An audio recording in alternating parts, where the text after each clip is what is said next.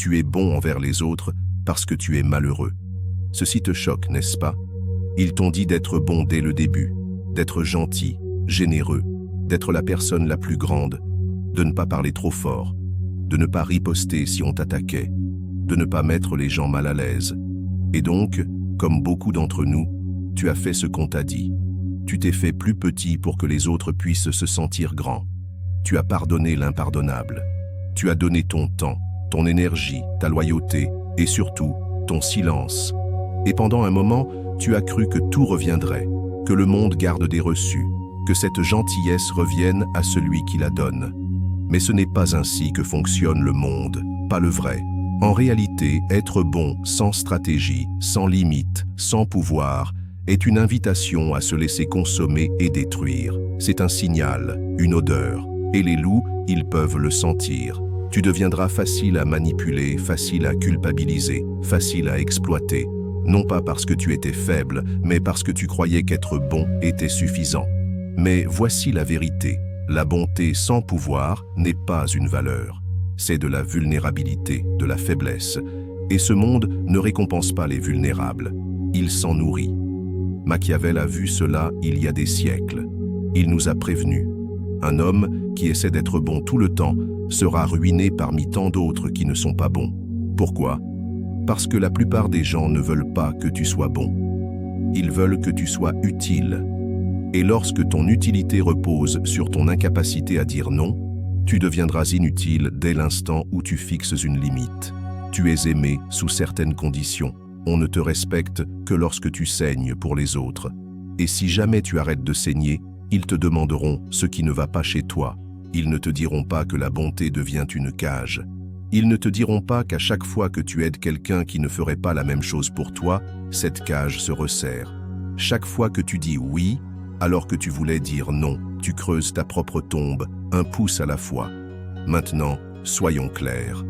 Je ne te dis pas de devenir cruel. Je te dis de devenir sage, d'apprendre les règles du jeu, comprendre la psychologie du pouvoir.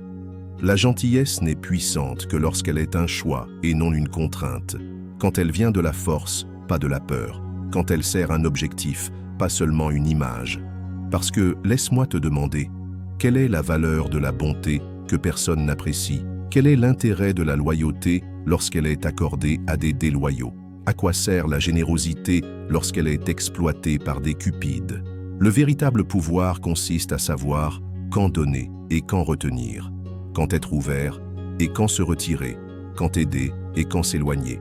Et si tu ne maîtrises pas cela, on se souviendra de toi non pas comme d'un bon, mais comme d'un naïf. Un esprit machiavélien comprend l'équilibre selon lequel le leader ou l'humain idéal est à la fois lion et renard, à la fois craint et respecté, à la fois compatissant et calculateur. Est-ce que tu comprends? On n'abandonne pas la bonté. Tu dois savoir le manier et le diriger comme une lame, pas comme une couverture, parce qu'au moment où tu deviens bon sans limite, tu n'es plus une personne, tu es une ressource. Et les ressources sont utilisées puis jetées. Tu dois constamment te demander: à qui profite le fait que je sois toujours celui qui cède? À qui profite mon silence, ma patience, mon pardon? Car dans bien des cas, ceux qui glorifient ta bonté sont les mêmes qui s'en nourrissent. Alors deviens entier. Deviens quelqu'un capable de grands biens et de grandes retenues. Quelqu'un qui aide les autres mais jamais au détriment de sa propre âme. Quelqu'un qui parle doucement mais qui connaît la valeur du silence. Quelqu'un en qui on peut avoir confiance, mais qui ne peut jamais être contrôlé. Tu vois, le pouvoir ne se trouve pas dans la domination ni dans la compassion aveugle.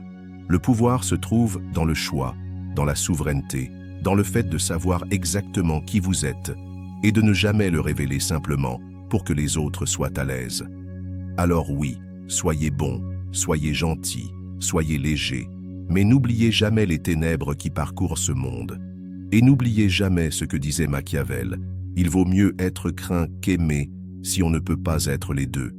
Mais si tu apprends à te maîtriser, si tu apprends à utiliser ta bonté comme une force et non comme une faiblesse, alors tu n'auras pas à choisir, tu seras à la fois craint et aimé. Et c'est ainsi que tu briseras cette malédiction. Si tu as aimé cette vidéo, laisse-moi un pouce bleu, abonne-toi à la chaîne et active la cloche de notification pour ne rien rater de mes prochaines vidéos. Au revoir.